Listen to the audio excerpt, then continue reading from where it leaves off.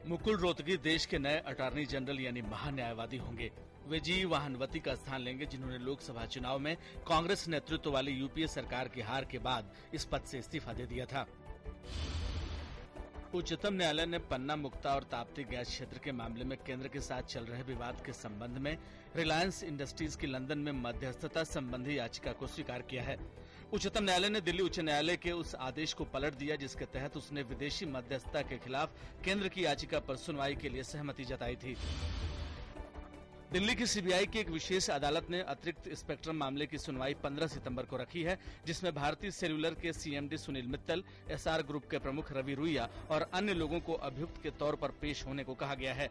अभियुक्तों के वकील ने बताया कि सुनवाई अदालत के 19 मार्च 2013 के आदेश को चुनौती देने की मित्तल और रुइया की अपील पर उच्चतम न्यायालय में 5 अगस्त को होनी है। इस पर विशेष सीबीआई न्यायाधीश ने कार्यवाही स्थगित कर दी।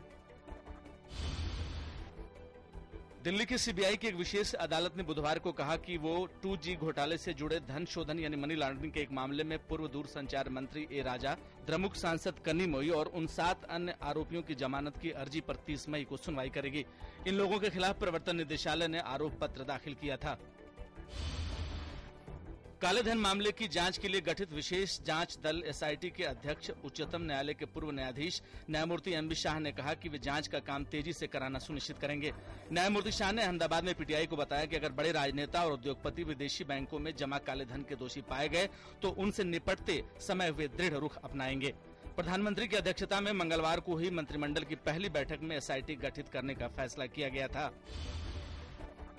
राष्ट्रपति ने आंध्र प्रदेश के राज्यपाल ईएसएल नरसिम्हन को तेलंगाना के राज्यपाल का अतिरिक्त प्रभार सौंपा है। ये प्रभार अस्थायी व्यवस्था होने तक रहेगा और नरसिम्हन अपने कर्तव्यों के अतिरिक्त तेलंगाना के राज्यपाल के कार्य का भी निर्वहन करेंगे। उधर आंध्र प्रदेश प्रशासन ने नए तेलंगाना राज्य और आंध्र प्रदेश के बीच कर्मचारियों के बंटवारे की प्रक्रिया शुरू कर दी है। आंध्र प्रदेश के विभाजन के बाद दोनों राज्य 2 जून से अस्तित्व में आ जाएंगे और नई सरकारें प्रशासन की बागडोर संभाल लेंगी। विभिन्न स्तरों पर लगभग 11 लाख कर्मचारियों के बंटवारे का काम पूरा हो चुका है। प्रधानमंत्री नरेंद्र मोदी ने स्वतंत्रता सेनानी विनायक दामोदर सावरकर को उनकी जयंती के अवसर पर श्रद्धांजलि दी। नरेंद्र मोदी ने संसद के केंद्रीय कक्ष में सावरकर के चित्र पर श्रद्धासुमन अर्पित किए। उन्होंने सावरकर को एक सफल लेखक, कवि और समाज सुधारक करार दिया।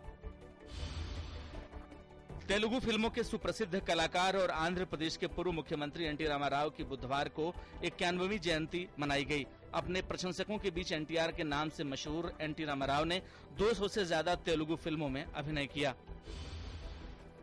बाजार में बुधवार को लगातार तीसरे दिन सुस्ती कायम रही।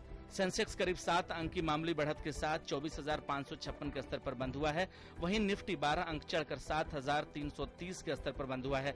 कारोबार के दौरान Coal India, M&M, ONGC, Asian Paints, Jindal Steel, GAIL और एनटीपीसी सबसे ज्यादा 3 से 2% तक गिरकर बंद हुए हैं। हालांकि Ambuja Cement, UltraTech Cement, HCL Tech, एसईसी, Tata Power, HDFC Bank, Hero Moto, भारतीय एयरटेल और डॉक्टर रेड्डीज जैसे दिग्गज शेयर 5 से 1.5% तक उछलकर बंद हुए हैं।